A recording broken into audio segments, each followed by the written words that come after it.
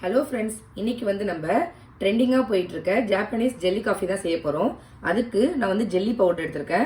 நீங்கள் எந்த பிராண்ட் வந்து ஜெல்லி பவுடர் வேணாலும் யூஸ் பண்ணிக்கலாம்.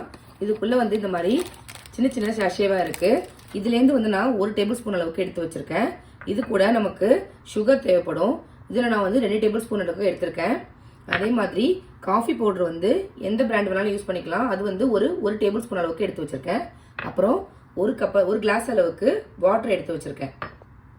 இப்போ ஒரு பாத்திரத்தில் நான் எடுத்து வச்சிருந்த தண்ணியை சேர்த்துக்கிறேன். இது கூட நம்ம எடுத்து வச்சிருந்த காஃபி பவுடர் சேர்த்துக்கலாம். அதே மாதிரி அதுக்கப்புறம் ஜெலட்டின் பவுடர், அப்புறம் சுகர் வந்து உங்களோட டேஸ்ட்டுக்கு தகுந்த மாதிரி அட்ஜஸ்ட் பண்ணிக்கோங்க. இப்போ இது எல்லாத்தையும் நம்ம மிக்ஸ் பண்ணிவிட்டு நம்ம வந்து ஒரு 2 மினிட்ஸ் வந்து பாயில் பண்ண போகிறோம். லோ ஃப்ளேமில் வச்சு பாயில் பண்ணிக்கோங்க. நல்லா கட்டிகள் இல்லாமல் ஃபஸ்ட்டு கரைச்சிட்டு அதுக்கப்புறம் பாயில் பண்ணிக்கோங்க. இப்போ பாருங்கள், நான் வந்து இது கட்டிகள் இல்லாமல் கரைச்சிட்டேன். அடுப்பை லோ ஃப்ளேமில் தான் வச்சுருக்கேன். இதை வச்சுட்டு ஒரு 2 மினிட்ஸ் போல் வந்து இதை பாயில் பண்ணிக்கோங்க. இடையில லைட்டாக மிக்ஸ் பண்ணி விட்டுக்கோங்க. ஸ்டவ் வந்து லோ டு மீடியமில் தான் இருக்குது.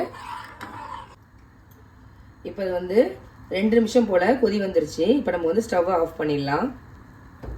இப்போ வந்து இதை நம்ம ஒரு கிளாஸில் மாற்றிக்கலாம். பாதி அளவுக்கு சேர்த்தா போதும். அதுக்கு மேலே வந்து நம்ம கண்டென்ஸ் மில்க்கு அதுக்கப்புறம் பாலும் சேர்த்துக்கணும். இது வந்து லைட்டாக வந்து கூல்டவுன் ஆனதுக்கப்புறமா இதை வந்து மேலே ஃபாயிலிங் ஷீட்டு இல்லை ஏதாவது கவர் பண்ணிவிட்டு ஃப்ரீசரில் வச்சுருங்க. ஒரு 20 மினிட்ஸ்க்கு அப்புறம் இது வந்து நல்லா சூப்பராக செட் ஆகிடும்.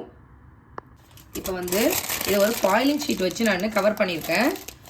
இதை ஃப்ரீசரில் வச்சிடலாம். 20 மினிட்ஸ்க்கு அப்புறம் நம்ம பார்க்கலாம். இப்போ ஜெல்லி ரெடி ஆகிட்டுருக்கு. அந்த டைமில் வெதுவெதுப்பாக இருக்க பாலில் 2 டேபிள் ஸ்பூன் அளவுக்கு நான் வந்து கண்டென்ஸ் மில்க் எடுத்து வச்சுருக்கேன். இதை இது கூட சேர்த்துக்கோங்க. அதெல்லாம் சேர்த்து நல்லா மிக்ஸ் பண்ணி வச்சுக்கோங்க. எதுக்காக வந்து நான் சுகர் 2 டேபிள் ஸ்பூன் சேர்த்தேன் அப்படின்னா, கண்டென்ஸ் மில்க் வந்து நம்ம சேர்த்துருக்கோம். அதனால இதுலேயும் வந்து சுகர் இருக்கும் அப்படிங்கிறதுக்காக தான் நான் 2 டேபிள் ஸ்பூன் அளவுக்கு சேர்த்துருக்கேன். இன்கேஸ் நீங்கள் கண்டென்ஸ் மில்க்கை வந்து ஸ்கிப் பண்ணிவிட்டு பால் மட்டும் சேர்க்குறீங்க அப்படின்னா சுகர் வந்து இன்னொரு டேபிள் ஸ்பூன் ஆட் பண்ணிக்கோங்க. இப்போ இதுவும் வந்து ஆறுனதுக்கப்புறமா நம்ம லைட்டாக ஃப்ரிட்ஜில் வச்சு எடுத்துக்கலாம் சில்னஸ்னோட. இப்போ பாருங்கள், ஜெல்லி வந்து சூப்பராக ரெடியாக இருக்குது. இப்போ இதுக்கு மேலே நம்ம ரெடி பண்ணி வச்சுருந்த மில்க் அண்டு கண்டென்ஸ் மில்க் மிக்சரை வந்து சேர்த்துக்கலாம். இது வந்து சில்லுன்னு சேர்த்து சாப்பிட்டிங்கன்னா சூப்பராக இருக்கும். இப்போ நான் உங்களுக்கு மிக்ஸ் பண்ணி காமிக்கிறேன்.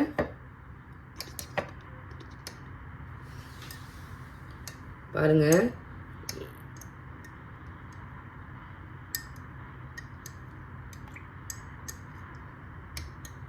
அவ்வளோதான், சூப்பராக ரெடி ஆகிடுச்சு. நீங்களும் இதே மாதிரி உங்கள் வீட்டில் செஞ்சு பாருங்கள். எப்படி இருக்குது அப்படிங்கிறத கமெண்ட் பண்ணுங்கள். நான் போகிற ரெசிபிஸ்லாம் உங்களுக்கு பிடிச்சிருந்தா நம்ம சேனலில் லைக், ஷேர் அண்டு சப்ஸ்கிரைப் பண்ண மறக்காதீங்க. தேங்க்யூ.